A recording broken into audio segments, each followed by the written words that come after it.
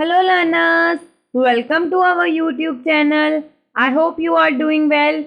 So guys, don't forget to like, share and subscribe to our channel.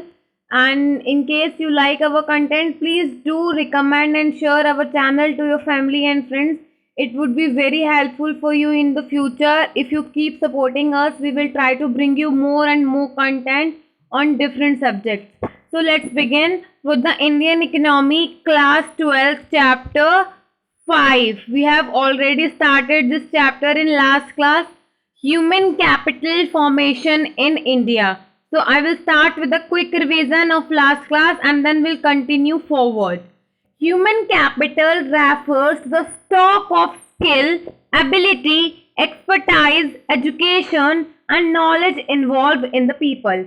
Human capital का क्या मतलब होता है? It is a stock of skill, ability, expertise, education and knowledge involved in the people.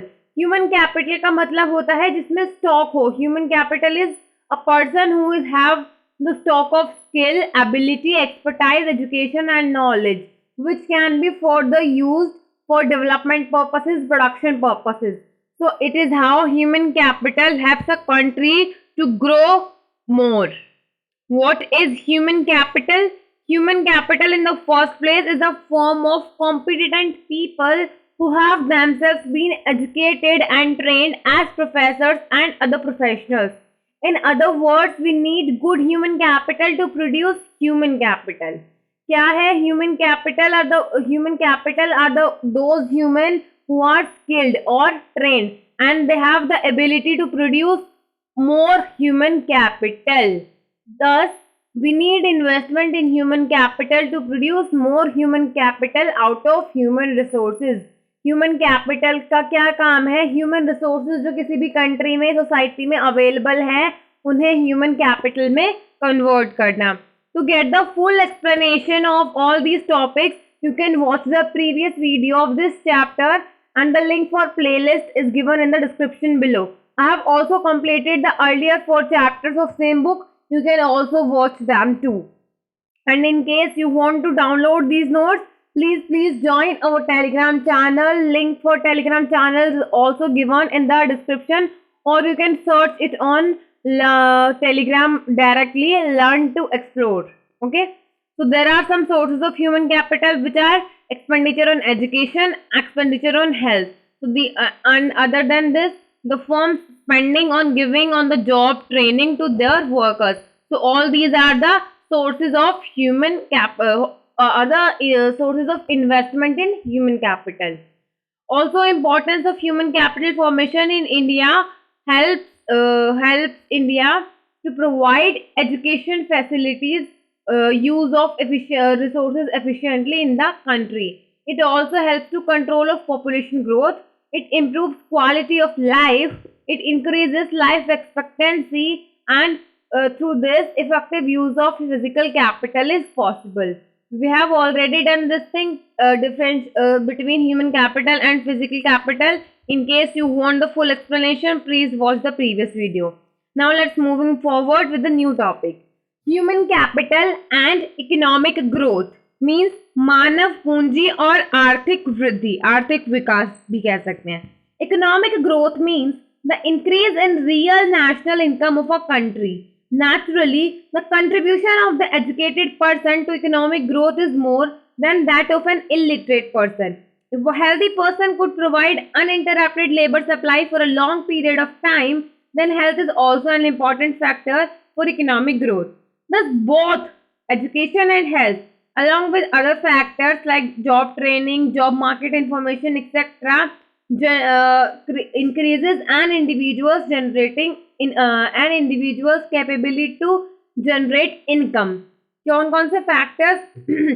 Education and health. Because a person who is literate, who is skilled, who is educated, has the ability to earn more than an illiterate person. Also, if one is healthy, gets proper nourishment and medicines on time, will not be absent from the work. So it will increase the productivity.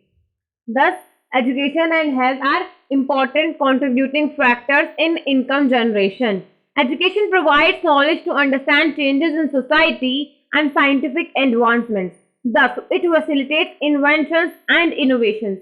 Similarly, the availability of educated labor force facilitates adaptation to new technologies. इसी तरह क्या होता है, educated labor की जो availability है, जो उपलब्धता है, जो available है, उसकी वजह से new technologies को adapt करना भी easy हो जाता है. Empirical evidence to prove that increase in human capital causes economic growth is rather nebulous. This may be because of measurement problems. For example, education measured in terms of years of schooling, teacher-pupil ratio and enrollment rates may not reflect the quality of education. Health services measured in monetary terms, life expectancy and mortality rates may not reflect the true health status of the people of country. कई बार क्या होता है, जो हमारे पास empirical evidence है, data है, उनसे जो प्रूव करने की कोशिश की जाती है वो रियलिटी से दूर होता है. इंक्रीज इन ह्यूमन कैपिटल क्या है, उसके कई रीजन हो सकते हैं और उसमें कुछ प्रॉब्लम भी हो सकती हैं. For example, if we measure education in terms of schooling, in terms of years of schooling, it would not give us the proper data or the proper record that we want in exact manner. Also, India recognized the importance of human capital in economic growth long ago. The 7th 5-year plan, human resource development, means human capital, has necessarily to be assigned a key role in development strategy. 7th 5-year plan में India ने human resource development को development strategy में एक महत्वपूर्ण, एक important place assign किया था. In a country like India which has a larger population, trained and educated on sound lines, a large population can itself become an asset in accelerating economic growth and in ensuring social change in desired directions.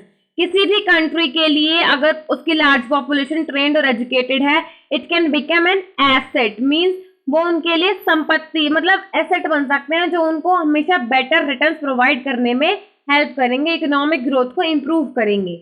As per the data, growth in each sector probably has reinforced the growth of every other sector. Two independent reports on Indian economy in recent times have identified that India would grow faster due to its strength in human capital formation.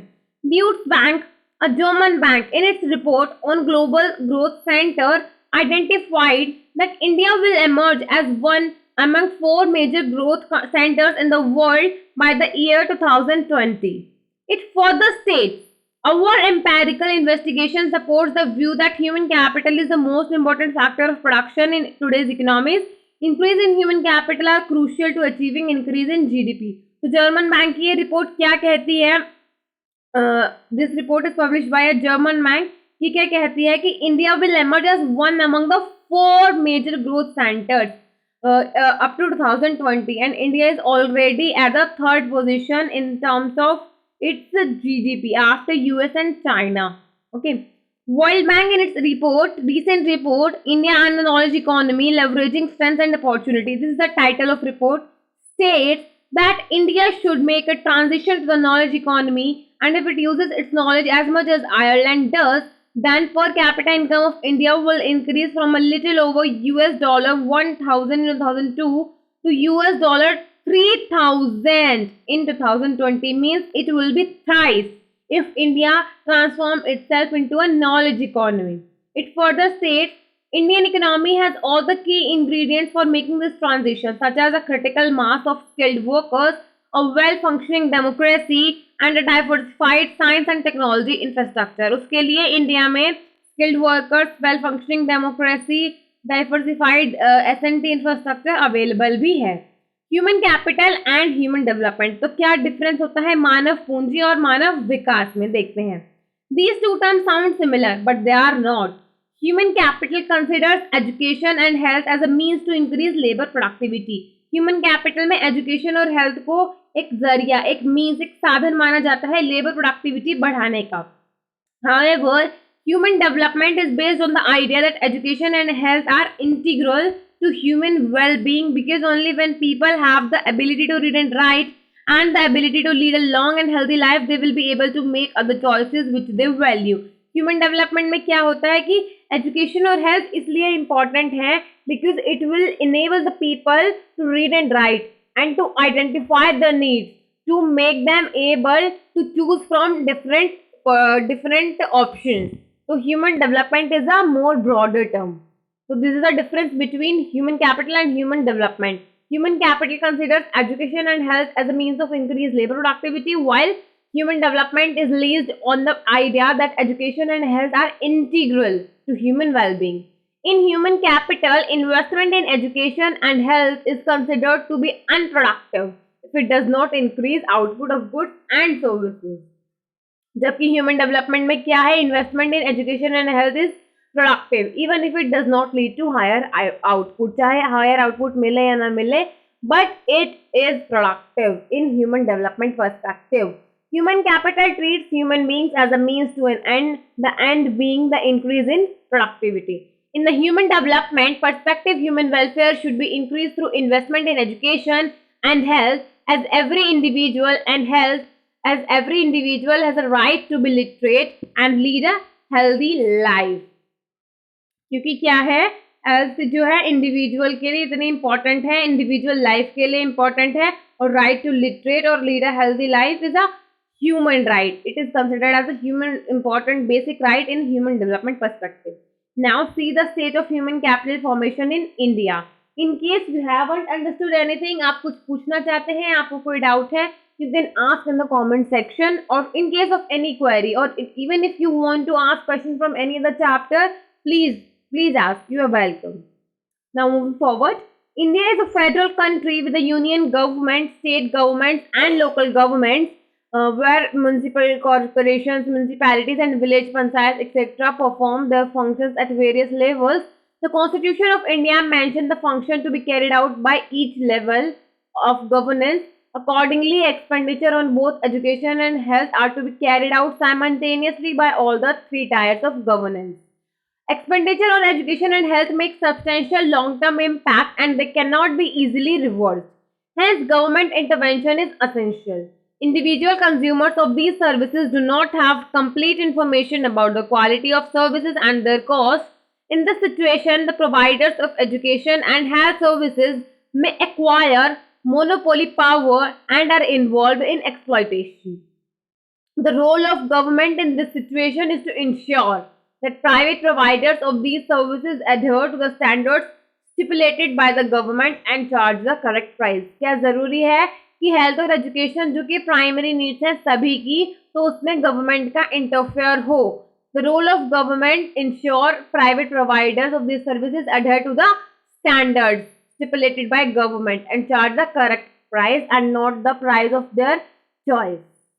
In India, ministers of education at the union and state level, Department of Education and various organizations like NCERT, UGC, AICTE facilitate institutions which come under education sector. Similarly, ministers of health and of health at union and state level, Department of Health and other organizations like ICMR facilitate institutions which come under the health sector. Still, a substantial section of our people cannot afford to reach super specialty healthcare and higher education.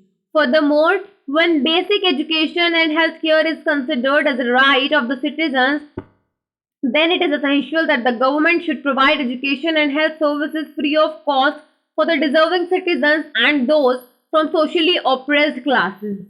Both the union and state government have been stepping up expenditures in the education sector over the years in order to fulfill the objective of attaining 10% literacy and considerably increase the average educational attainment of Indians. क्या है कि basic education और health care rights of citizens हैं, नागरिकों के अधिकार हैं, तो ये ज़रूरी है कि गवर्नमेंट सभी को बेसिक एजुकेशन और हेल्थ प्रोवाइड करे at free of cost for deserving citizens and who are from socially oppressed or the backward classes. State and union, both the governments are trying doing expenditure in education sector over years in order to fulfill the objective of attaining 100% literacy, and it has considerably increased the average educational attainment of Indians. इससे increase भी हुआ है literacy rate India में. So guys, in case you have any doubt till here, you can ask in the comment section, and from here we'll continue in the next class. Till then, keep revising, stay tuned, thank you, and also Don't forget to like, share, and subscribe to our channel. Keep liking, keep sharing. Stay tuned. Thank you.